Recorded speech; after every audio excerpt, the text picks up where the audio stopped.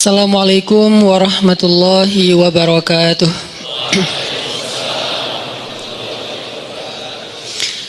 Alhamdulillahirabbil alamin. Alhamdulillahilladzi hadana li hadza wa ma kunna linahtadiya laula an hadanallah. Asyhadu an la ilaha illallah wahdahu la syarikalah. Lahul mulku wa lahul hamd wa huwa ala kulli syai'in qadir.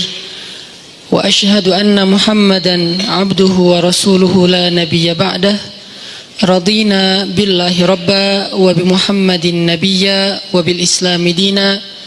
Rabbi shrah li sadri wa yassir li amri wahlul 'uqdatan min lisani yafqahu qawli. Allahumma salli wa sallim wa barik ala sayyidina Muhammadin wa ala alihi wa sahbihi ajma'in.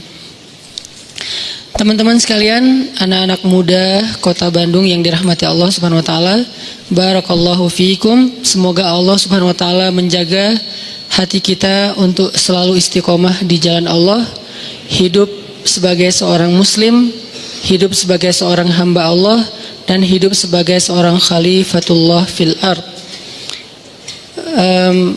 Kita jadikan Islam bukan hanya ketika kita berada di dalam masjid, tapi Islam itu adalah cara hidup kita, Islam itu adalah selera kita, dan Islam itu adalah perilaku kita.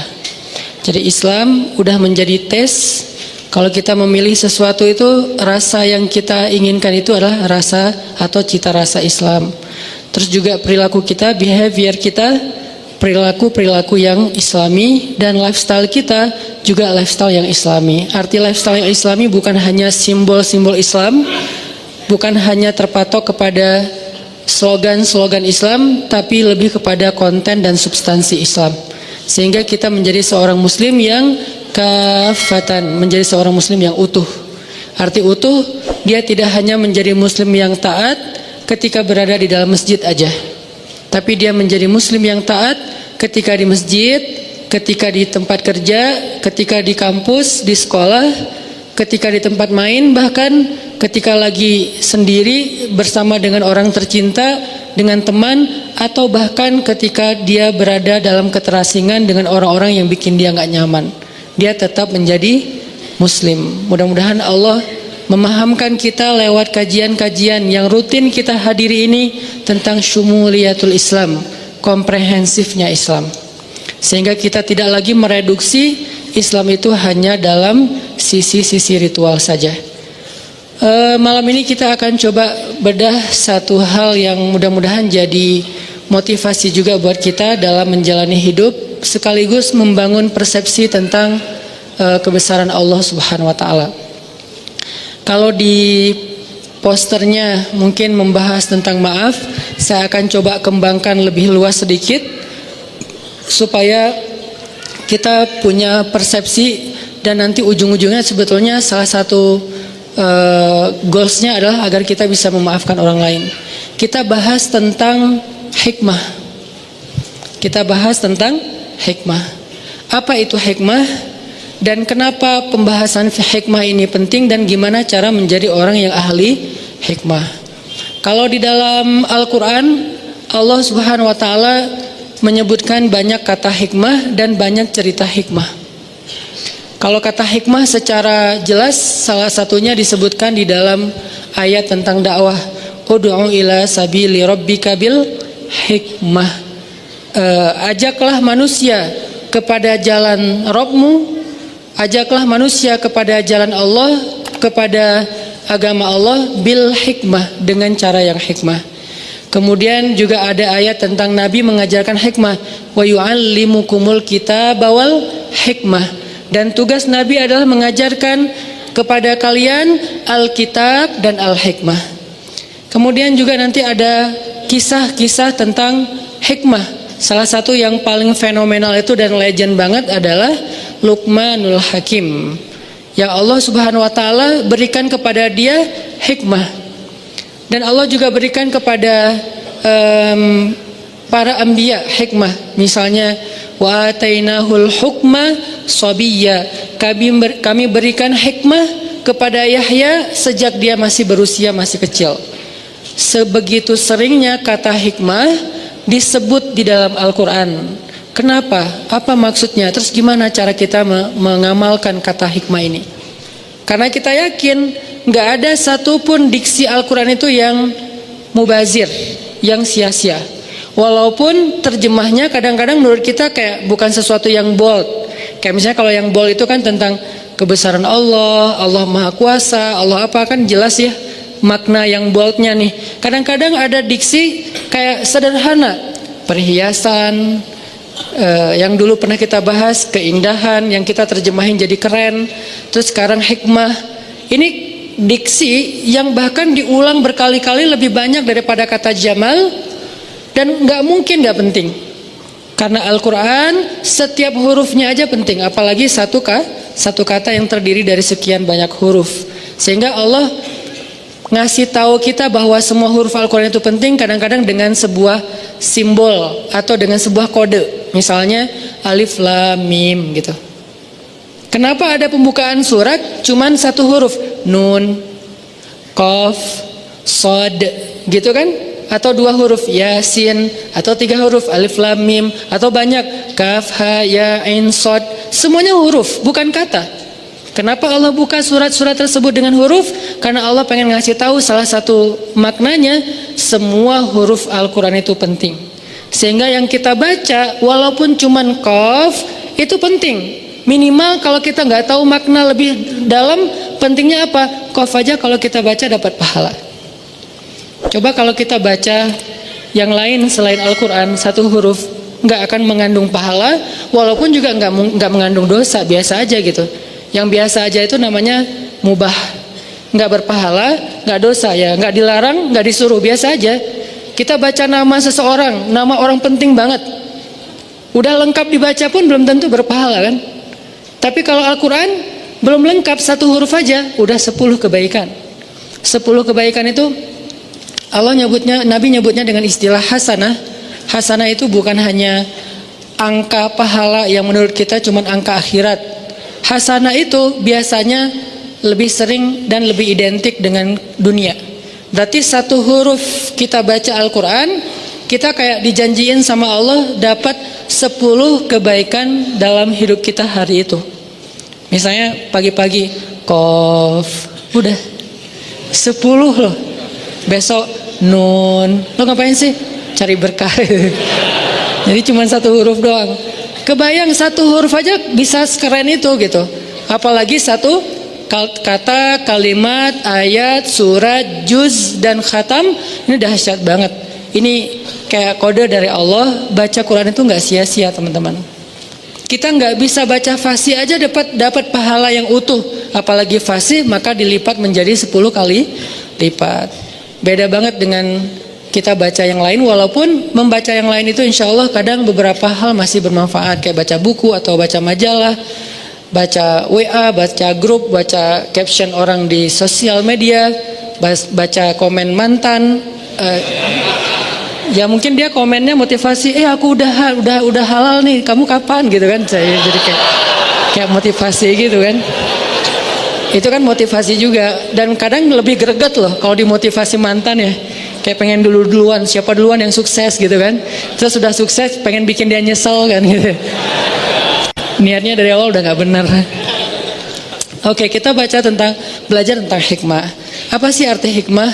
Banyak, karena bahasa Arab ini punya makna yang sangat beraneka macam dan luas banget. Tapi salah satu arti hikmah yang sering banget diulang-ulang oleh ulama adalah hikmah itu kayak akibat, dampak. Dan by the way, akibat itu juga bahasa Arab, akibah. Wal akibatu lil muttaqin. Artinya apa? Akibat atau kesudahan, hasil yang baik itu adalah hak orang yang bertakwa, kata Allah. Wal akibatu lil muttaqin. Akibat artinya kayak hasil yang baik adalah hak bagi orang yang bertakwa. Itu sama kayak Allah berjanji, wa may yattaqillah yaj'al lahu makhraja wa yarzuqhu min haitsu la yahtasib wa may yattaqillah yaj'al lahu min amrihi yusra wa may yattaqillah yukaffir anhu sayyi'atihi wa yu'zim lahu ajra. Siapa yang bertakwa kepada Allah, Allah kasih jalan keluar. Siapa yang bertakwa kepada Allah, Allah kasih surprise, kejutan. Siapa yang bertakwa kepada Allah, Allah kasih kemudahan. Siapa yang bertakwa kepada Allah, Allah hapuskan dosa-dosanya. Siapa yang bertakwa kepada Allah, Allah lipat gandakan balasannya, rewardnya, jazanya. Ini semuanya disebut dengan akibah. Disebut dengan hasil, akibat. Walaupun arti akibat dalam bahasa kita mungkin sedikit lebih ringan. Kalau dalam bahasa Arab, akibah itu artinya kesudahan, hasil. Wal akibatu lil muttaqin, berarti hasil yang baik adalah hak orang yang bertakwa. Jadi bisa dibilang hikmah itu agak mirip dengan makna akibah atau akibat, kesudahan, efek. Nah, kalau di dalam ayat tentang dakwah, maka arti hikmah itu adalah orang yang bijak itu, orang yang hikmah adalah orang yang kalau dia berdakwah, dia ngomong, dia bikin caption, dia komen, dia mikirin efeknya. Bukan mikirin maunya. Ini kurang hikmah. Mungkin kalau kita terjemahin lebih luas lagi, hikmah itu bijak kalau bahasa kita. Hikmah itu bijak. Orang yang ahli hikmah, bahasa Arabnya disebut al-hakim. Luqmanul Hakim, Luqman yang bijak sana. Berarti orang yang bijak itu adalah ketika berdakwah, dia mikirin efek dari caption saya ini apa, efek dari komen saya ini apa, efek dari cara ngomong saya, sikap saya, program saya atau apapun yang kita rencanain itu apa terhadap dakwah. Ini namanya orang yang ud'u ila sabili rabbika bil hikmah. Bukan cuman pengen mengekspresikan maunya dia. Ini kurang bijak nih. Misalnya lagi ngejos kan, ngomong aja terserah dia mau terima atau enggak. Nah, ini enggak mikirin efek. Terserah orang mau nerima atau nolak, terserah dia. Yang penting saya kan udah ngomong. Nah, ini namanya agak sedikit belum matang menurut saya. Kenapa? Karena dia masih berdakwah untuk nunjukin sikap dia. Kalau dia tuh bold, kalau dia tuh ngejos, kalau dia tuh orangnya pemberani, orangnya misalnya sangat loyal kepada agama, pengen nunjukin doang kalau dia itu orangnya hebat gitu. Nah, ini belum bijak. Kalau orang yang bijak, dia nggak mikirin tentang ekspresi pribadi, dia mikirinnya, nih keterima nggak ya yang saya sampaikan? Nih kira-kira waktunya tepat nggak ya? Nih momennya udah pas belum ya? Nih kira-kira dia ngerti nggak ya kalau ngomongnya seberat ini atau serumit ini gitu? Ini namanya orang yang hikmah. Ud'u ila sabili rabbika bil hikmah. Ajaklah orang kepada agama Allah dengan bijaksana. Arti dengan bijaksana, kita terus mikirin banget apa ajakan yang buat orang insya Allah akan nyaman. Kemudian dia bisa faham, lalu dia nerima. Ini salah satu di antara arti hikmah. Tapi yang kita akan bahas bukan hikmah dari sisi itu, karena itu agak berat.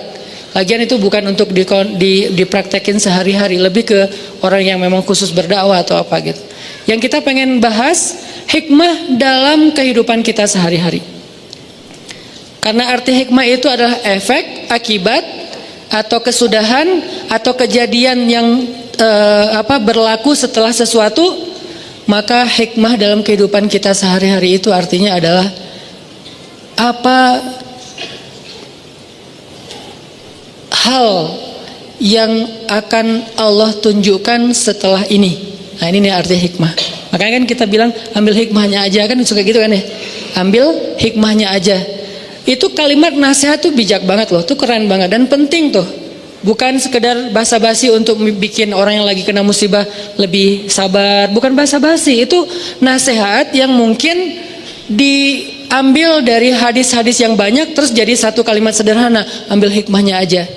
Artinya tunggulah kejutan dari Allah, sesuatu yang baik sesudah ini, itu maksudnya. Dan orang yang ahli hikmah adalah orang yang paling sabar untuk menunggu kejutan itu. Ini orang yang ahli hikmah dalam konteks kehidupan sehari-hari. Orang yang paling sabar menunggu, apa sih yang Allah rencanakan di balik ini? Apa sih kebaikan yang Allah pengen ngasih di balik ini? Apa sih kejutan yang sedang Allah sediakan untuk saya di balik ini? Ini orang yang ahli hikmah banget. Ini hakim banget nih. Dan itulah Luqmanul Hakim.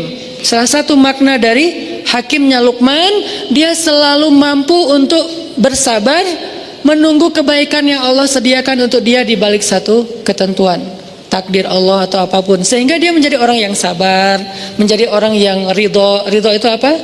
Nerimo. Kalau sabar, kalau ridho itu nggak mau memprotes Allah. Kalau sabar itu dia nggak mau ngeluh, kalau ridho dia nggak mau protes. Kalau ngeluh kan lebih kepada masalah ya, kok saya gini, kok saya gitu. Kalau protes, apa maunya Allah? Ini nggak ridho nih. Nah, Luqman menjadi orang yang paling sabar, ridho, happy lagi tuh.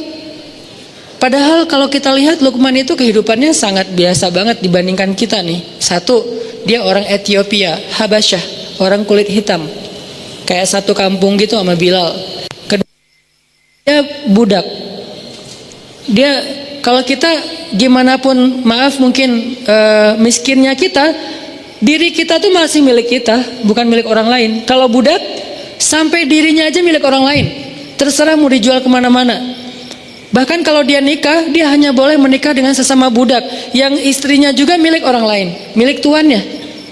Kita kadang-kadang sebagai orang yang mungkin kerja di orang lain, ngerasa sebagian dari waktu kita itu milik perusahaan, milik atasan kita, yang dia yang nentuin, kamu harus masuk kerja, kamu nggak boleh cuti dulu sekarang, kan gitu kan. Kalau Luqman itu lebih dahsyat loh, seutuhnya dirinya, waktunya, bahkan kehidupannya milik tuannya. Dia nggak punya hak apapun, satu-satunya milik dia cuman hati doang. Karena itu yang nggak bisa dimiliki siapapun, cuman hati doang. Artinya dengan kondisinya sebagai budak yang gak punya apa-apa, yang bahkan dirinya, istrinya, anaknya semuanya milik tuannya, dia masih menjadi orang yang selalu mengatakan Alhamdulillah, Alhamdulillah, Alhamdulillah. Kok bisa orang kayak gini? Malah dia berbaik sangka terus sama Allah, sampai dia nasihatin anaknya dengan goal supaya anaknya itu kagum kepada Allah. Allah itu baik banget sama kita, Allah itu selama ini selalu ngasih kita kebaikan, nikmat, anugerah, dan karunia segala macam. Kok bisa orang dengan status Luqman tapi malah lebih sering bersyukur kepada Allah? Sehingga salah satu kalimat hikmah yang Allah ajarkan kepada Luqman, anishkur lillah wa may yashkur fa innama yashkuru li nafsih. Kata Allah, kami berikan hikmah kepada Luqman sehingga dia menjadi orang yang bersyukur kepada Allah. Bukan kami berikan nikmat ya, ini beda nih, ini kalimat detail banget. Kami berikan hikmah kepada Luqman sehingga dia menjadi orang yang bersyukur. Harusnya kan kalimat yang kalau menurut kita harusnya yang lebih tepat tuh, kami berikan kepada Luqman nikmat sehingga dia menjadi orang bersyukur kan. Kenapa dia malah bersyukur tapi yang dikasih hikmah bukan nikmat? Ini bedanya pemahaman orang yang ahli hikmah dengan kita yang terbatas. Kalau buat kita, syukur itu untuk nikmat. Tapi buat Luqman bukan itu yang paling penting. Ketika Allah udah berikan dia hikmah, kata Allah, wa may yu'tal hikmah faqad utiya khairan katsira. Siapa orang yang Allah kasih hikmah, berarti dia telah diberikan khairan katsira, kebaikan yang sangat banyak. Siapa yang dikasih hikmah oleh Allah, berarti dia dikasih khairan katsira. Allah yang bilang katsir. Kalau kita bilang ya Allah, dunia ini nikmat yang banyak, kata Allah, dunia itu hanyalah mata qalil. Dunia itu cuman kesenangan yang qalil, sedikit. Sedangkan hikmah Allah bilang katsira. Terus sebanyak apa tuh? Kalau seluruh dunia ini dikumpulin, kita dapat emas, kita dapat segala macam harta tambang kayak gitu kan. Jadi punya pulau di mana-mana, kita jadi raja satu-satunya di muka bumi. Seperti Zulkarnain, seperti Fir'aun, seperti Namrud, seperti Sulaiman, semua raja yang pernah ada, bukan raja yang sekarang. Raja sekarang kan kotak udah wilayahnya udah kecil-kecil ya, kayak Raja Dubai, cuman Dubai doang. Abu Dhabi bukan milik dia. Padahal satu negara tuh, Emirat. Tapi dibagi dua raja, yang satu bagiannya Abu Dhabi, yang satu lagi bagiannya Dubai. Yang satu pesawatnya Emirat, yang satu lagi pesawatnya apa? Ya itu deh, ada dua pesawat kan, kayak kita kayak Garuda sama apa gitu. Kita ada yang lain gak sih? Ya kalau di Emirat itu ada Emirat, ada satu lagi saya lupa. Etihad. Abu Dhabi Etihad, kalau Dubai Emirat. Dua raja nih. Satu negara kecil yang penduduknya cuma 1,5 juta, itu kelihatan gimana istananya kalau teman-teman tahu Dubai itu. dengan Khalifah Towernya, kemudian dengan istana-istana lain yang di view pantai. Apalagi sekarang Dubai itu jadi kayak destinasi sport ekstrim kan, yang loncat dari gedung, yang loncat dari pesawat, yang tapi nggak ada yang bunuh diri ya, loncat profesional gitu, bukan loncat karena masa lalu. Terus kayak kalau itu banyaknya di Jepang, Korea itu loncat dari masa lalu. Kalau di Dubai itu profesional. Itu punya 2 orang doang loh. Bisa kayak wah kaya banget ya. Tapi kata Allah mataun qalil, itu mah sedikit. Apalagi cuman dapat wilayah kecil, dapat dunia aja. Raja Saudi, Raja Dubai, Raja di Eropa kan banyak kerajaan juga tuh. Mereka digabung semuanya kerajaannya di depan Allah, kata Allah mataun qalil, dikit. Terus giliran hikmah kata Allah khairan katsira, kebaikan yang banyak. Itu kebayang nggak tuh seberapa banyaknya? Ini logika iman dengan logika kita manusia biasa. Nah Allah bilang orang yang dikasih hikmah berarti dia dapat khairan katsira. Artinya apa? Dia tuh lebih beruntung daripada Raja Dubai, lebih beruntung daripada Raja Abu Dhabi, lebih beruntung daripada Raja Saudi, raja kerajaan manapun di muka bumi, dia lebih beruntung. Makanya orang yang udah Allah kasih hikmah, dia menjadi orang yang paling bersyukur. Orang yang Allah kasih hikmah, dia menjadi orang yang paling bersyukur. Kenapa? Karena dia lebih beruntung dari raja-raja tadi. Oh, sebegitu pentingnya hikmah, Ustaz. Ya. Makanya ketika Allah mengatakan wa ataina kami berikan kepada Luqman hikmah anishkur lillah, berarti Luqman itu walaupun secara sosial statusnya budak, tapi dialah orang yang paling beruntung di muka bumi sehingga dia menjadi orang yang paling bersyukur. Gimana caranya? Apalagi kita yang bukan budak, nggak semiskin Luqman. Hanya mungkin kita mengeluh karena nggak tahu hikmah di balik ketentuan Allah terhadap diri kita. Jadi kalau Allah sayang kepada hamba, Allah nggak ngasih nikmat supaya dia bersyukur. Itu biasa. Oke, itu kasih sayang Allah, tapi yang kayak levelnya level receh lah tuh. Ada orang dikasih receh bahagia banget. Pas dikasih uang yang bukan bunyi koin, uangnya uang kertas, kok ini sih nggak dikasih yang koin itu? Kan aneh ya. Dikasih uang 1.000 rupiah atau 500 rupiah, dia bersyukur, makasih hatur nuhun, makasih banyak, berkali-kali ngomong syukur, sampai ngundang teman-temannya, aku dapat nih 500 rupiah gitu kan. Begitu dikasih 100.000, ya apa sih maunya Allah ngasihnya 100.000? Ini maksudnya. Jadi Allah kayak nawarin, ini loh yang lebih baik daripada itu, mau nggak aku berikan kepada kalian hikmah? Apa sih hikmah? Yang membuat Luqman sebagai budak merasa paling bahagia, paling beruntung, yang kata Allah adalah khairan katsira, kebaikan yang sangat banyak. Tadi balik lagi, hikmah itu adalah ketika kita bisa memahami kebaikan di balik semua ketentuan Allah Subhanahu wa taala. Mau itu anugerah ataupun musibah, semuanya baik. Itu orang ahli hikmah. Nanti berlaku lagi di dalam hadis yang lain, ajaban li amril mu'min, betapa menakjubkan orang yang beriman. Itu hikmah tuh.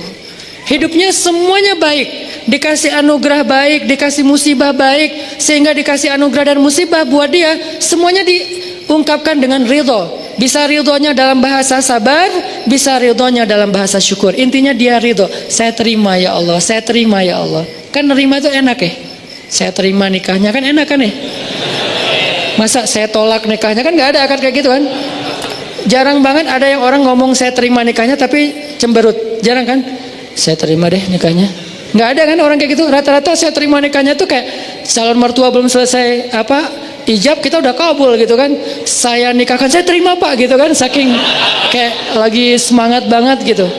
Kadang-kadang kalau ada orang yang calon mertuanya mungkin orangnya kebiasaan pelan-pelan kalau ngomong, Ananda, saya sebagai ayahnya panjang Pak ininya, atau kadang-kadang si MC-nya prolognya kepanjang banget, kapan akan nikahnya, keburu gempa, keburu apa, keburu kiamat gitu kan. Terus saya nggak sempat nikah lagi, pengen cepet-cepet.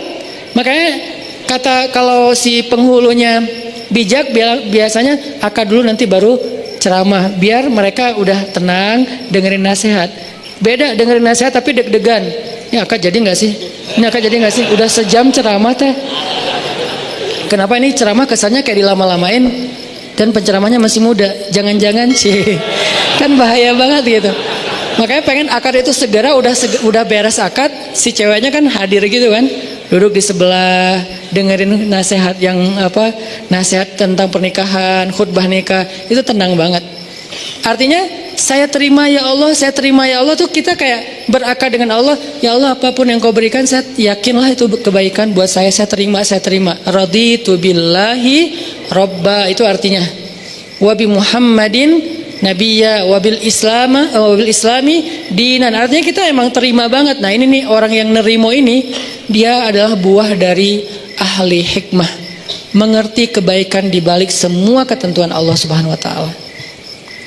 Nah kita belajar tentang hikmah ini. Gimana sih biar jadi orang yang ahli hikmah? Kita bisa selalu yakin, enggak apa-apa deh kayak gini, ini kan qadarullah lah, udah Allah tentukan kayak gitu. Enggak apa-apa, tunggu aja, bentar lagi ada kebaikan. Kayak gitu tuh. Kalau dikasih nikmat, anugerah, ya wajar banget kita bisa langsung menebak, alhamdulillah ini kebaikan. Tapi kalau dikasih ujian nih, belajar hikmahnya tuh untuk itu. Belajar hikmah untuk kalau dikasih ujian, dikasih musibah, dikasih sesuatu yang menurut kita kayak bukan maunya kita gitu. Kan sering banget ya dalam hidup kita Allah tentuin sesuatu yang bukan maunya kita. Saya juga sering kayak ngerasa nggak enak sama Allah. Ya Allah, maafin saya, kemarin udah salah sangka, kemarin saya ngeluh, kemarin saya salah paham, kemarin saya nggak ngerti, kemarin saya ngomongnya nggak baik. Pas Allah tentukan begini dalam hidup, adegan paling kecil aja dalam kehidupan kita. Kita rencanain ini, yang terjadi yang sebaliknya. Kita rencanain apa, yang terjadi sebaliknya. Padahal kita udah ikhtiar maksimal dalam kerjaan, dalam kuliah, dalam apapun. Itu sering banget. Dan biasanya kalau kita sabar dikit, nanti kita akan tahu. Sabar ini artinya bukan diam ya. Sabar ini artinya jangan melenceng. Itu arti sabar. Tetap di situ, jangan melenceng, tetap on the track, jangan keluar dari syariat, jalan Allah. Syariat itu kan artinya jalan, syari' bahasa Arab itu artinya jalan. Jangan keluar dari jalan itu, jalan aja nggak apa-apa. Walaupun ada agak-agak badai dikit, gerimis dikit, terus mungkin ada godaan-godaan orang teriak-teriakin kita dikit, dibully, jalan aja. Bentar lagi kita akan ngelihat hikmah kebaikan yang Allah sediain. Kita sering mungkin kehilangan kebaikan hikmah karena kita nggak sabar, langsung belok. Ada masalah dikit, belok. Ada masalah sedikit, U-turn, balik lagi ke tempat tadi, nggak jadi deh. Padahal mungkin jarak kita dengan hikmah itu tinggal selangkah. Jarak kita dengan hikmah itu tinggal beberapa hari lagi. Setahun udah berjalan, tinggal sehari lagi, putus asa namanya, balik arah. Akhirnya kehilangan kebaikan yang Allah janjiin. Mana buktinya? Saya udah setahun nunggu. Padahal kalau dia nunggu sehari lagi, dapat tuh. Sehari doang. Cuman kan kita nggak pernah tahu ya berapa lama, dan itulah challenge-nya tuh di situ. Gimana dong Ustaz kalau kita nggak tahu? Justru kalau kita tahu namanya bukan hikmah. Karena hikmah itu sengaja Allah sediakan buat mereka yang yakin, bukan yang tahu. Mereka tahu setelah mereka yakin, bukan mereka yakin setelah mereka tahu. Yakin dulu, ntar kamu akan tahu, akan ngelihat buktinya. Nah ini yang disebut dengan iman, jalannya hikmah. Hikmah itu kayak buah, iman itu adalah akarnya, pohonnya ilmu, nanti buahnya adalah hikmah salah satunya. Jadi gimana caranya kita jadi orang yang nggak gampang ngeluh ketika Allah uji, nggak gampang putus asa, nggak gampang berbalik arah, nggak labil, tetap jalan di situ. Dan kalau perlu level paling tingginya, begitu Allah kasih musibah, bersyukur. Emang nggak gampang sih, saya juga belum berhasil. Tapi setidaknya berbaik sangka dulu sebelum kita mampu bersyukur. Ya Allah, ganti dong musibah ini dengan yang lebih baik. Kan itu berbaik sangka kan dalam bahasa doa. Ya Allah, saya yakin Engkau kalau ngasih sesuatu yang ujian, hamba-Mu sabar. Engkau yang bilang sendiri di Al-Quran, wabasyiris sabirin, sampaikan kejutan, berita gembira, kebaikan buat orang yang sabar. Manhum ya Rob, siapa orang yang sabar itu ya Allah? Kata Allah, orang yang alladzina idza asabathum musibah qalu inna lillah wa inna ilaihi raji'un. Kita ini milik Allah. Arti kita ini milik Allah, ya ikut ajalah sama Allah pemiliknya. Itu maksudnya, bukan sekedar kalimat bin salabin ya. Innalillahi wa inna ilaihi rajiun. Mana ya Allah, kan saya udah ngomong ininya mantranya. Itu bukan mantra. Innalillahi itu bukan mantra. Innalillahi itu kalimat tarajju kalau secara bahasa. Apa arti tarajju? Rujuk itu artinya balik lagi. Kalimat ketika kita mengembalikan semuanya kepada langit, itu arti innalillah. Kalau kita belum mengembalikan ke Allah, berarti belum innalillah, walaupun kita udah ngulangin teks itu berkali-kali. Innalillah wa inna ilaihi rajiun. Tapi apa sih maunya Allah nih? Innalillah wa inna ilaihi rajiun. Gak rela banget sih innalillah wa inna ilaihi rajiun. Allah gak fair sama saya. Innalillah wa inna ilaihi rajiun. Ngomong beribu-ribu kali, kalau belum kembalikan kepada Allah hasilnya, hikmahnya, berarti belum tarajju. Jadi kalimat innalillah bahasa Arabnya kalimat tarajju. Subhanallah kalimat tasbih. Alhamdulillah kalimat tahmid. Allahu akbar kalimat takbir. Astaghfirullahaladzim kalimat istighfar. Nah, innalillah kalimat tarajju. Masing-masing ada judulnya kan? Ada sebutannya. Nah, apa arti tarajju? Mengembalikan lagi kepada Allah. Jadi begitu kita bilang innalillah, ya sih, ini kan juga milik Allah. Harta kita innalillah. Inna itu bukan saya, kita di sini. Saya, keluarga saya, harta saya, rumah saya, kerjaan saya, hidup dan mati saya. Nahnu, kita semua lillah, milik Allah. Masa kita marah kepada orang yang mengambil miliknya sendiri? Kecuali dia ngambil milik kita, baru kita marah. Ini kan punya saya. Tapi ngomong innalillah tapi kayak nggak rela, kan berarti samanya kita bilang innalillah, ya sih, tapi kan ini punya saya. Kan nggak nyambung ya, klise ya. Innalillah berarti kita benar-benar yakin ini tuh milik Allah, dititipin di saya ya, terserah Allah mau ngambil kapan aja, tapi saya berharap ya Allah titipin lagi dong yang lebih bagus, gitu kan. Ini nih manusiawinya kita, dan Allah sayang ke hamba yang kayak gitu. Yang penting dia sadar, yang penting kamu jangan klaim itu milik kamu ya, apalagi ganti nama di sertifikat, nggak boleh, namanya tetap nama saya, kamu cuma ngontrak. Begitu nanti kata yang pemilik rumah, kontrakannya ini udah habis, aku ambil ya rumahnya. Oh ya nggak apa-apa, saya boleh ngontrak rumah yang lain yang punya tuan yang lebih bagus. Itu Allah suka kayak gitu. Yang nggak Allah suka, enak aja nih kan saya udah tinggal di sini setahun, nggak boleh kayak gitu. Kita tuh cuma ngontrak, terus ketika Allah mau ngambil, ridho aja. Innalillah, oh ya ini punya tuan, ambil aja. Boleh nggak saya tinggal? Saya nggak punya rumah nih. Boleh nggak saya tinggal di rumah bapak yang lebih bagus? Oh boleh, itu ada apartemen saya lebih bagus di pusat kota. Boleh nggak apa-apa. Tinggal aja di situ. Kalau orang nanya nih rumah siapa, jangan bilang rumah kita. Ini namanya nggak taraju kan? Bilang rumahnya bapak fulan, rumahnya teman saya, rumahnya siapa, misalnya kayak gitu. Begitu datang setahun lagi, Mas, kayaknya anak saya baru nikah, mau dipakai apartemennya, saya ambil nggak apa-apa. Oh ya nggak apa-apa Pak, ya memang punya milik bapak. Saya malah bersyukur setahun udah dipakai gratis, gitu kan? Tapi saya mau tinggal di mana ya Pak? Kan gitu kan ya? Oh ya udah nanti saya cariin, ada yang lebih bagus. Cuman anak saya nggak suka, mungkin buat bapak, buat Mas lebih nyaman. Yang mana ditunjukin? Mau pilih yang mana? Oh yang ini boleh nggak? Ternyata lebih gede lagi. Kayak gitu aja terus. Allah tuh baik sebetulnya. Udah kita ngontrak gratis, ketika Allah ambil, itu Allah mau mindahin kita ke yang lebih baik. Masalahnya kenapa nggak dapat? Karena kita udah ngeluh dan marah-marah kepada si pemilik kontrakan. Akhirnya jadilah kita homeless, nggak punya apa-apa. Padahal kalau kita mau ridho dikit, nggak apa-apa, ini memang punya bapak, dikasih yang lebih bagus nanti tempat tinggalnya. Ini yang disebut dengan hikmah. Insyaallah nanti kita lanjutin lagi setelah sholat isya. Kita lanjutkan tentang hikmah. Yang tadi arti hikmah itu adalah belajar untuk memahami kebaikan di balik sebuah peristiwa, terutama peristiwa-peristiwa yang buat kita tuh kita hindarin, kita nggak suka. Peristiwa yang kayaknya musibah, bencana, ujian kayak gitu-gitu, kita belajar memahaminya. Nah, yang namanya hikmah, dia nggak bisa difahami kecuali dengan dua syarat. Satu, berbaik sangka kepada Allah atau iman. Kedua, sabar, karena dia nggak bisa seketika. Kita akan ngerti hikmah kalau kita nggak sabar, karena biasanya hikmah itu baru kita mengerti setelah beberapa lama. Nah, dalam proses menunggu beberapa lama sampai kita ngerti maunya Allah apa, kebaikan dan kejutan yang Allah sediakan itu apa, yang dibutuhin itu adalah sabar. Sehingga ulama mendefinisikan salah satu di antara makna sabar, intizarul faraj min indillah. Arti sabar itu menunggu datangnya jalan keluar dari Allah, menunggu datangnya kebaikan dari Allah. Intizar, menunggu, itulah sabar.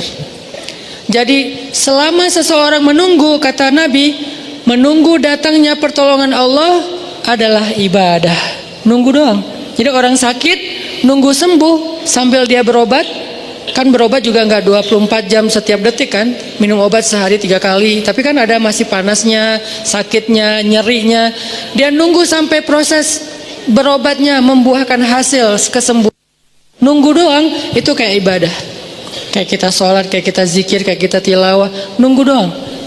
Begitu juga ketika kita dikasih ujian, musibah, soal harta, soal fisik, soal perasaan, kan 3 kan. Ba'sa, dorro, zulzilu. Ba'sa fisik, dorro harta, zulzilu itu perasaan. 3 model ujian yang semua orang ngalamin. Walaupun mana yang paling berat tergantung orang. Ada yang orang mungkin kalau diuji fisik langsung ngeluh. Ada orang kalau fisik nggak apa-apa, tapi kalau harta dia lemah di situ. Ada orang fisik nggak apa-apa, harta nggak apa-apa. Kalau perasaan dia langsung habis.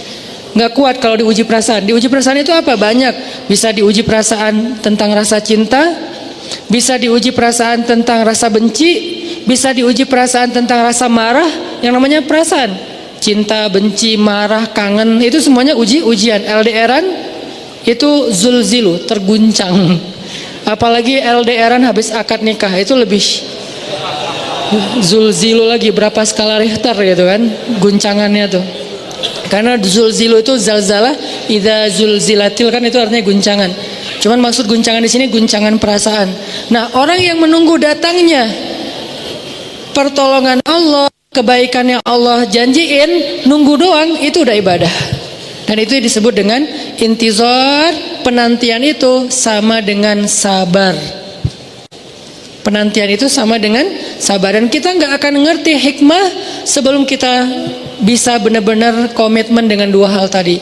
Berbaik sangka sama Allah, pasti ada kebaikan di setelah ini. La'allahu khair, la'allahu khair, inna lillahi wa inna ilaihi raji'un. Yang kedua, dia sabar, nungguin sampai datangnya pertolongan Allah. Nah, ini namanya hikmah. Kalau kita terbiasa mengerti hikmah, teman-teman, sampai ke tingkat yakin ada hikmah, yakin ada hikmah, yakin ada hikmah. Kemudian kita dikenal dengan Al-Hakim, orang yang bijak, karena selalu yakin kepada hikmah-hikmah yang baik di sisi Allah. Maka hidup kita itu nggak ada buruknya, semuanya baik. Ajaban li amril mu'min, inna amrohu kullu khair. Semua urusannya khair, baik. Kenapa? Karena dia ahli hikmah, selalu yakin kepada kebaikan di balik suatu ujian. Serumit apapun dan seburuk apapun ujian itu, seberat apapun ujian itu, seenggak logis apapun ujian itu, pokoknya ada kebaikan. Mana contohnya Ustadz?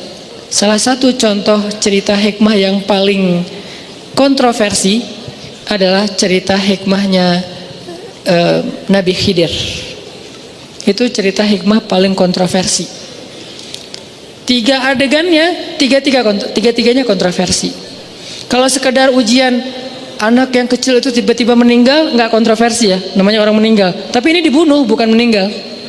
Kalau kapal itu tiba-tiba rusak, nggak kontroversi, tapi ini dirusak.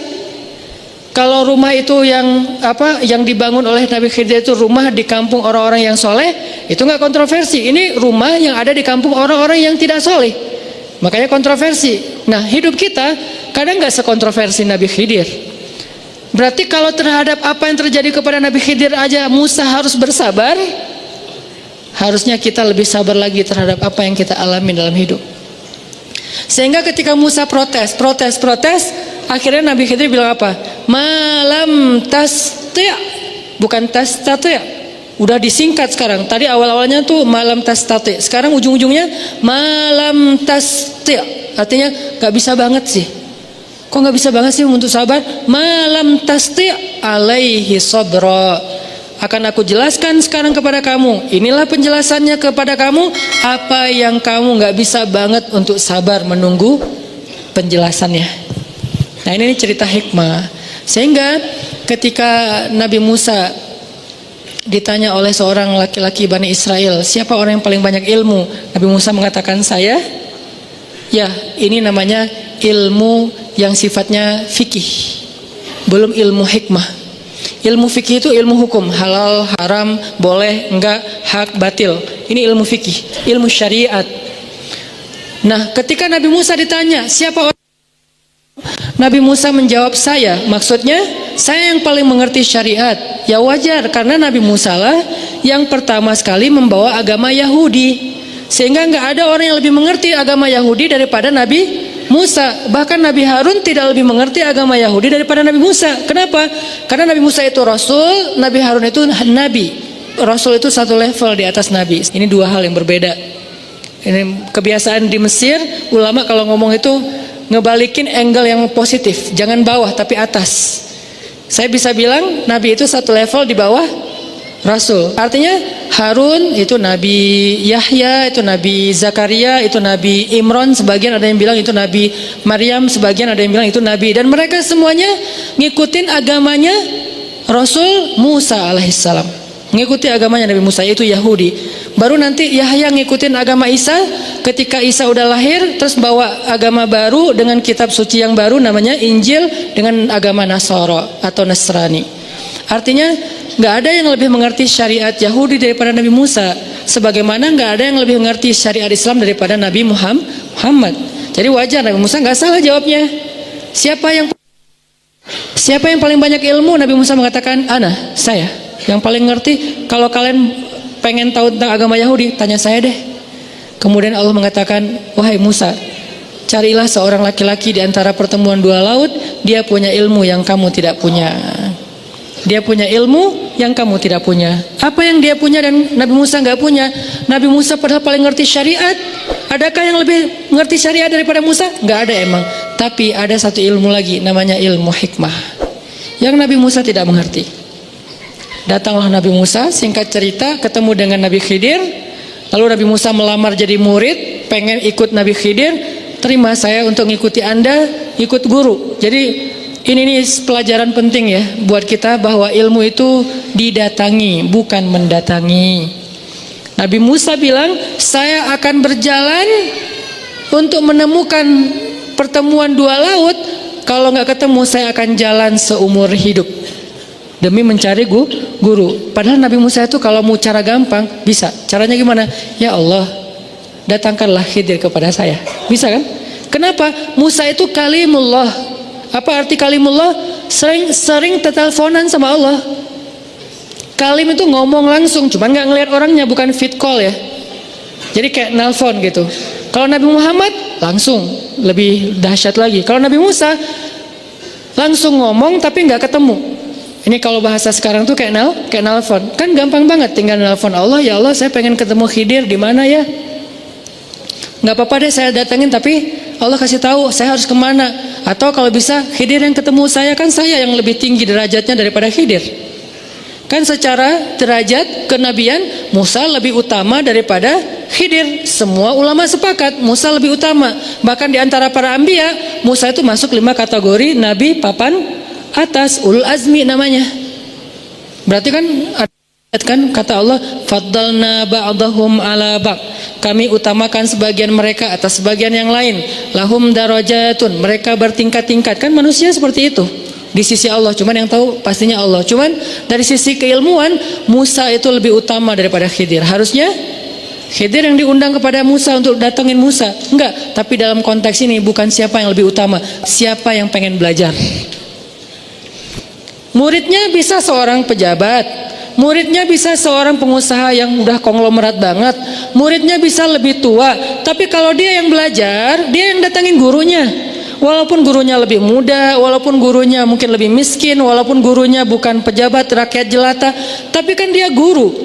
Maka konsep rumus dasarnya ilmu didatangi, bukan mendatangi. Sehingga ketika Imam Malik diundang oleh raja untuk ngajarin raja ke rumah, ke istana raja, Imam Malik mengatakan ilmu itu didatangi, bukan mendatangi. Akhirnya raja datang ke rumah Imam Malik. Sampai di rumah Imam Malik, raja duduk di atas, Imam Malik duduk di bawah. Langsung yang pertama dibuka itu bukan bab ilmu, tapi bab adab, etika. Karena etika lebih dulu daripada ilmu. Seperti yang kata Ustaz Umar Mita beberapa video kan, akhlak lebih utama daripada ilmu. Ada orang yang punya ilmu banyak, teori ayat hadis, tapi kurang akhlaknya. Sehingga yang pertama dibuka, adab murid kepada guru. Pertama, duduk di bawah, langsung rajanya duduk di bawah gitu. Ini karena penting banget. Kok gitu sih, kok nggak langsung bahas saja hal haram? Enggak, tetap etika nomor 1. Akhirnya Nabi Musa jalan nyari Nabi Khidir. Pas sudah ketemu, pengen ikut guru, saya boleh nggak ikut engkau wahai Tuhan? Saya pengen belajar ilmu kepadamu. Apa jawaban Khidir?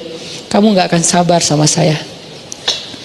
Jadi yang mau diajarkan Nabi Khidir kepada Musa, sabar menunggu hikmah. Bukan tentang ini halal Musa, ini haram. Enggak, Musa udah ngerti itu.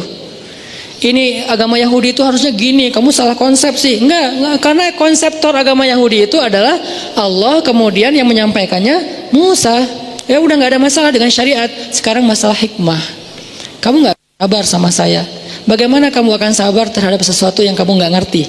Nah ini nih, bersabar terhadap sesuatu yang kita nggak ngerti. Kalau ngerti wajar dong kita sabar. Misalnya Allah bilang, ya kamu saya uji ya, karena nanti mau dikasih yang lebih bagus. Sabar banget kan kita. Kayak cerita saya misalnya hilang motor 21 juta, nggak apa-apa ya Hanan, aku ambil 21 juta, ntar dikasih motor yang 31 juta. Oh siap ya Allah, sami'na wa ata'na, kan gampang kan ya. Allah nggak ngomong gitu, pokoknya diambil aja. Apa maunya Allah? Tapi kan saya nggak ngerti. Itu disebut dengan hikmah. Sabar terhadap sesuatu yang kita nggak ngerti. Kalau kita ngerti itu bukan hikmah, itu wajar banget. Kata Nabi Khidir, bagaimana kamu akan sabar terhadap sesuatu yang kamu nggak ngerti? Kata Nabi Musa, saya akan berusaha. Izinkan saya untuk mencoba. Saya akan bersabar. Kata Nabi Khidir, kalau gitu syaratnya kamu boleh ikut saya tapi nggak boleh komen. Boleh ikut saya tapi nggak boleh komen. Ini kayaknya untuk jadi murid seperti Nabi Isa kita kayaknya perlu belajar nih. Ikut ulama jangan banyak protes.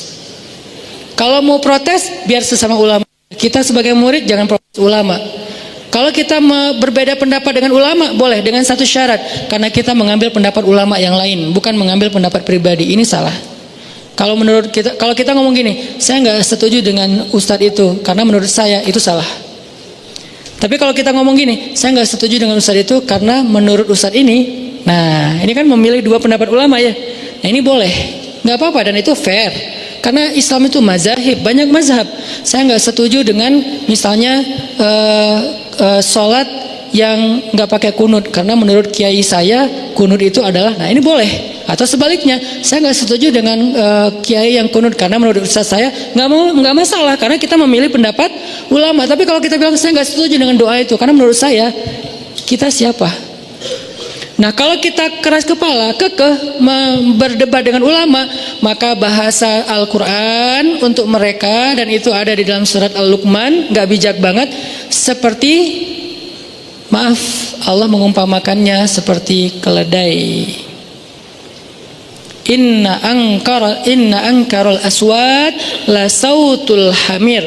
Seburuk-buruk suara itu suara keledai. Apa maksud perumpamaan ini? Ini peribahasa Quran, karena Al-Quran juga punya peribahasa. Seburuk-buruk suara, suara keledai. Apa maksudnya? Keledai di surat Al-Jumu'ah, surat yang lain, adalah simbol hewan yang bodoh. Makanya orang Arab kalau ngeledekin, kalau marah kepada orang lain, mereka nggak bilang maaf ya. Kalau di kita kan anjing misalnya gitu kan ya. Gitu kan ya. Kalau di mereka tuh enggak, karena kalau dibilang anjing itu bukan ledekan, itu biasa aja. Anjing itu dianggap hewan yang cerdas. Memang sih secara fikih dia najis, tapi secara intelektual anjing ini cerdas gitu. Makanya dipakai berburu, dipakai banyak hal kan. Anjing bermanfaatnya banyak juga selain memang dia najis secara fikih. Najis itu bukan harus dibunuh. Najis itu nggak boleh kena liurnya, nggak boleh dipelihara dalam konteks tertentu. Tapi dia hewan yang cerdas, anjing itu. Hewan yang setia. Sehingga kalau orang dibilang anjing dalam bahasa Arab, itu artinya kamu setia, kamu cerdas misalnya. Enggak, bercanda. Jadi orang Arab tuh nggak bilang anjing lo, enggak, keledai lo. Nah kalau dibilang keledai, itu berarti goblok. Berarti dia jahil, berarti dia bodoh. Makanya orang Arab kalau bilang, ya humar, wahai keledai gitu. Saya pernah di MRT di Mesir gitu lagi. Biasanya orang-orang Arab tuh kalau lagi desak-desakan suka marah. Ada yang marah-marah, ngomong ke bapak yang kayaknya educated gitu ya, lagi duduk. Ya humar, wahai keledai. Si bapak itu dengan tenang bilang, fi humar gairak hena? Ada keledai selain kamu di sini? Dia bilang, nggak ada. Ada. Salah. Dibilang nggak ada, berarti gua sendiri yang keledai. Kalau dibilang ada, berarti gua termasuk keledai juga dong. Nih bapaknya tuh keren banget logikanya. Akhirnya ketawa satu gerbong, udah selesai masalahnya. Jadi orang Arab tuh kalau ngomong bodoh, bahasanya keledai. Kenapa? Karena peribahasa surat Al-Jumu'ah seperti keledai yang membawa lembaran-lembaran ilmu. Dia bawa banyak kitab tapi nggak ngerti apa isinya, itu keledai. Sehingga ketika Allah ngasih perumpamaan lain, peribahasa lain, sebut suara adalah suara keledai. Maksudnya apa? Udah nggak punya ilmu, ngomongnya lantang. Itu maksudnya. Udahlah nggak punya ilmu, tahu dalil baru satu hadis, innamal a'malu binniyat, tapi debatnya panjang. Itu kata Allah, inna angkarul aswat la sautul hamir. Seburuk-buruk suara, suara keledai. Kenapa kalimat itu ditaruh di surat Luqman? Karena itu simbol dari orang yang tidak bijaksana. Setelah itu ada ayat tentang orang yang mendebat ulama, mendebat Allah tentang apa yang mereka nggak ngerti. Intinya adalah balik lagi, kamu nggak akan sabar. Kata Nabi Musa, saya akan usaha. Kata Nabi Khidir, kalau gitu jangan komen ya, kamu diam aja sampai saya jelaskan maksudnya. Siap, jalan nih. Nah ini artinya kalau kita mau ikut ulama, jangan komen. Jangan komen debat di postingan para ustadz. Ini lebih jelas lagi nih. Jangan komen debat di postingan para, bukan saya doang. Ini saya mewakili beberapa ustadz, termasuk ustadz siapapun lah di Indonesia ya, yang menurut kita ilmu mereka lebih banyak. Jangan komen. Kalau kita mau komen, doa, komen support, komen semangat, sharing, repost, nge-tag teman kita, oke. Tapi kalau komen apaan nih, apaan segala macam, jangan. Kenapa? Karena kita bukan selevel dengan mereka. Tapi kan sekarang zamannya bebas, sosmed siapapun bisa komen. Iya, tapi kan semuanya ada etika. Kita pakai smartphone, maka jadilah smart netizen. Jangan sampai kita pakai smartphone tapi tidak smart netizen. Harusnya kita minimal smart netizen sebelum kita nanti jadi smart citizen. Ini smart netizen ini ilmu akhlak yang diajarkan Nabi banget. Falyakul khairan aw liyasmut. Hendaklah dia komen yang baik-baik atau nggak usah follow, itu artinya. Kalau nggak bisa komen yang baik-baik, nggak usah follow, nggak usah ya. Udah nggak usah follow deh, daripada jadi modus kan ya. Nggak usah. Ini artinya jangan komen di depan, di hadapan ulama kecuali yang baik maksudnya. Nah, jalan nih Musa. Jalan ketemu laut. Khidir itu kan secara bahasa Arab panggilannya Nabi Khadar, kan orang Arab manggilnya Khadar, di Indonesia Khidir. Arti Khadar itu green. Bukan Hulk ya. Green di sini karena kemanapun Nabi Khidir jalan, negeri yang tadinya tandus gersang jadi hijau. Jadi gerakan Go Green itu mungkin foundernya adalah Nabi Khidir gitu, dari zaman dulu. Karena kemana beliau pergi jadi hijau, subur, berkah gitu. Sehingga orang semuanya sayang sama Nabi Khidir, senang sama Nabi Khidir.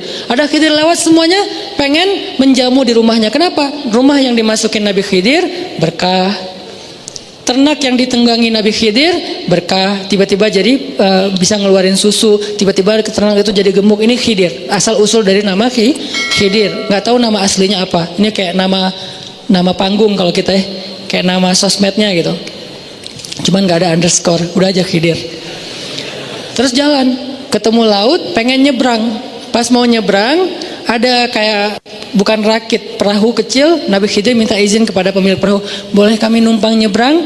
Karena Khidir ini udah viral, semua orang tahu. Anda siapa? Saya Khidir. Oh ya silakan. Biar perahunya berkah, malah gratis kan, supaya dapat berkah. Kayak postingan terakhir yang berkah, bukan angkanya, tapi kadang-kadang kita nyari berkahnya gitu. Udah aja. Kadang-kadang kan kalau hitungannya hanya angka, begitu nggak berbayar atau bayarannya kurang, kita anggap rugi kan ya. Padahal kalau nyari berkah, kadang-kadang begitu bayarannya kurang di sini, kita ikhlasin karena niat pengen nolong, nanti Allah ganti yang lebih besar. Ini pentingnya berkah nih. Jangan hanya mencari angka, walaupun angka tetap sesuatu yang memang diperbolehin dalam agama. Jalan nyebrang, nggak perlu bayar. Berdua sama Musa jalan nyebrang sampai ke tujuan, udah nyebrang. Sebelum Nabi Khidir turun, Nabi Khidir ambil sesuatu alat untuk ngelubangin kapal. Orangnya diam aja. Dilubangin terus nama Nabi Khidir sampai udah bocor masuk air, pergi aja. Musa ngeliatin, maksudnya apa? Khidir jalan aja. Ini kenapa Khidir kok nggak jelasin dulu? Karena lagi pengen ngajarin hikmah. Kalau dijelasin, namanya bukan ngajarin hikmah, namanya ngajarin fikih. Kan fikih dijelasin dulu kan, biar kita tahu mana halal mana haram. Jelasin dulu di awal, ini halal ya, ini haram, jangan ya. Itu fikih, syariat. Kalau hikmah nggak kayak gitu. Hikmah itu kita dengan Allah. Makanya kalau kita pengen bisa komunikasi dengan Allah, kita tuh harus ngerti hikmah. Kalau dengan manusia kita ngerti syariah. Dengan manusia syariah, makanya syariatnya kan suka gitu kan bahasa kita ya. Syariatnya sih gitu, tapi hikmahnya Allah yang tahu. Nah, artinya komunikasi dengan manusia halal, haram, hak, batil, boleh atau enggak itu syariat. Oke, itu penting. Tapi ada satu lagi, komunikasi dengan Allah hikmah. Sehingga nggak dijelasin dengan verbal, tapi dijelasin dengan sebuah kenyataan nanti yang akan terjadi. Jalan aja Khidir. Diprotes sama Musa. Anzir nih, tunggu. Saya pengen nanya, kenapa Anda lubangi perahu orang yang udah memberi kita tumpangan gratis? Kan ini nggak baik. Kata Khidir, bukankah aku udah bilang kamu nggak akan sabar?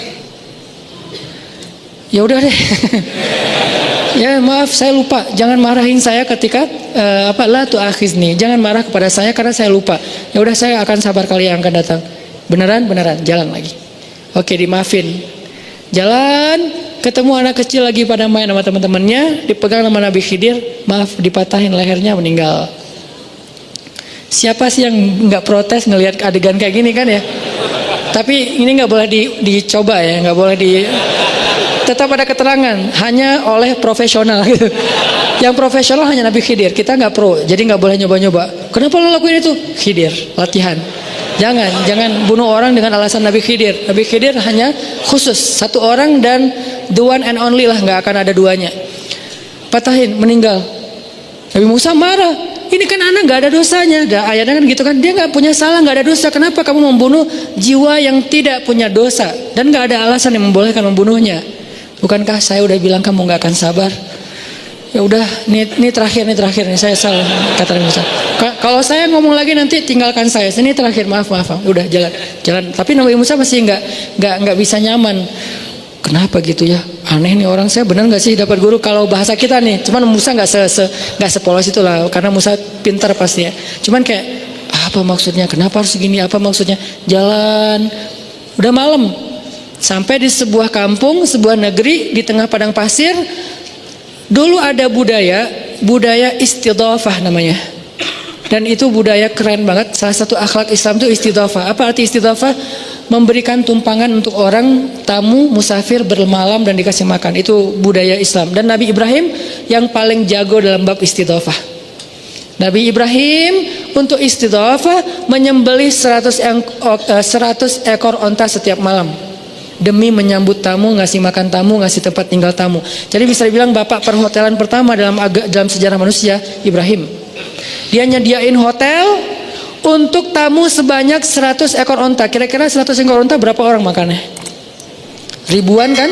Berarti setiap malam ada ribuan pendatang, penziarah, tamu yang nginap di Al-Aqsa, di Al-Quds.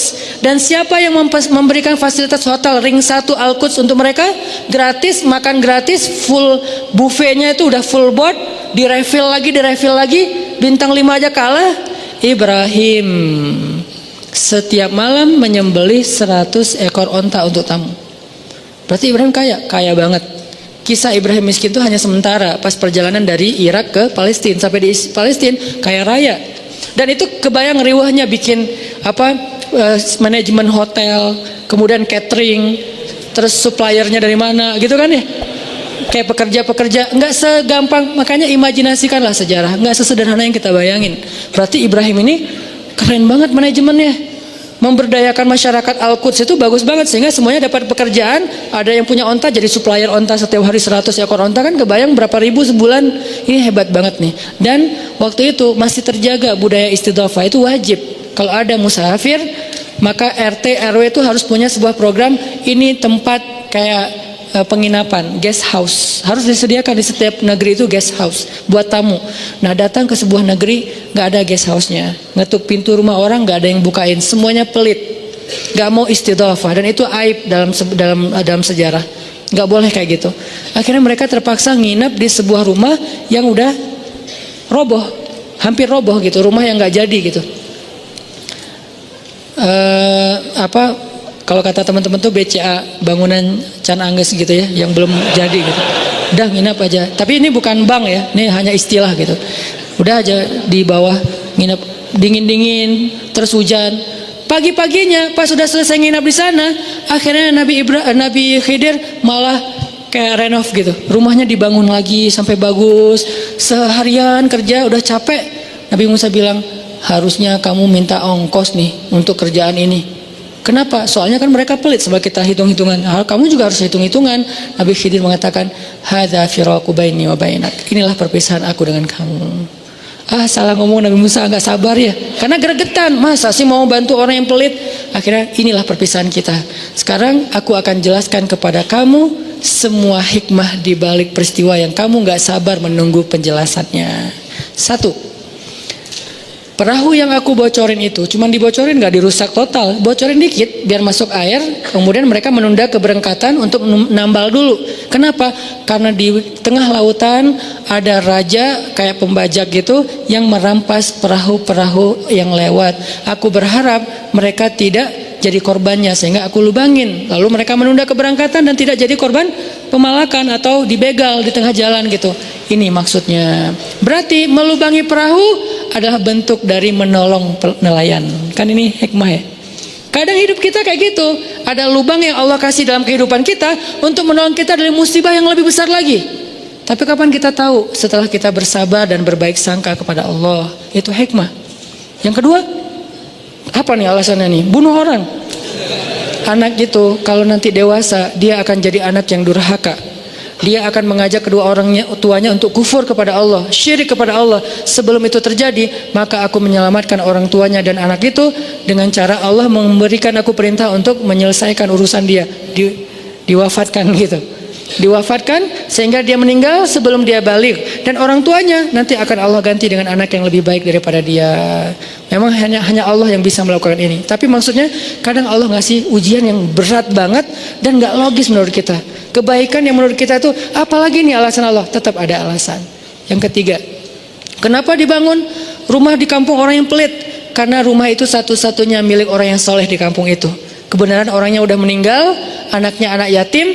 Aku berharap nanti kalau anak itu besar, mereka tinggal di situ dan mengambil harta warisan yang tersimpan di bawah rumah tersebut. Ada lagi kebaikan. Jadi 3 kali Nabi Khidir melakukan sesuatu yang menurut Musa salah, ternyata 3-tiganya adalah khair kalau mengerti hikmahnya. Inilah apa yang malam tasti alaihi sabra. Inilah yang kamu gak sanggup bersabar untuk mengetahui penjelasannya. Hikmah. Kata Nabi Muhammad SAW mengomentari ayat ini. Kan Nabi bacain terus komen ya. Ini namanya tafsir hadis. Jadi komen terhadap ayat dari hadis. Sebaik-baik tafsir itu tafsir Quran dengan Quran, kemudian tafsir Quran dengan hadis. Nabi yang bilang, kata Nabi, seandainya saudaraku Musa itu sabar sedikit lagi, maka Allah akan mengajarkan kepada dia banyak hikmah-hikmah yang luar biasa. Tapi qadarullah Musa tidak sabar. Intinya itu pelajaran buat kita teman-teman. Hikmah itu emang kayak gitu, misteri. Kalau kita pengen tahu komunikasi sama Allah, apa maunya Allah, caranya 2, berbaik sangkalah kepada Allah. La'allahu khair. Mudah-mudahan ada kebaikan di sini. Innalillahi wa inna ilaihi raji'un. Apapun bahasa kita. Baru yang kedua, tunggu aja. Tunggu tanpa mengeluh, tunggu jangan return, tunggu jangan turn left atau right, pokoknya jalan aja lurus. Istiqomah dan dawam. Istiqomah artinya komitmen, dawam artinya konsisten. Terus saja jalan.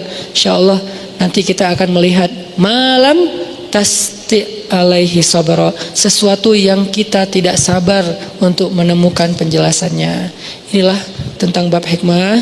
Mudah-mudahan jadi motivasi buat kita dalam menjalani hidup. Karena pastinya banyak banget rencana-rencana kita yang kadang belum bisa terwujud seperti yang kita pengenin. La'allahu khair. Mudah-mudahan ada kebaikan di balik itu. Yang penting jangan salahin Allah. Kalau ada yang tidak benar, salahkan diri kita sendiri. Menyalahkan diri sendiri itu bagus untuk memperbaiki sikap kita ke depan.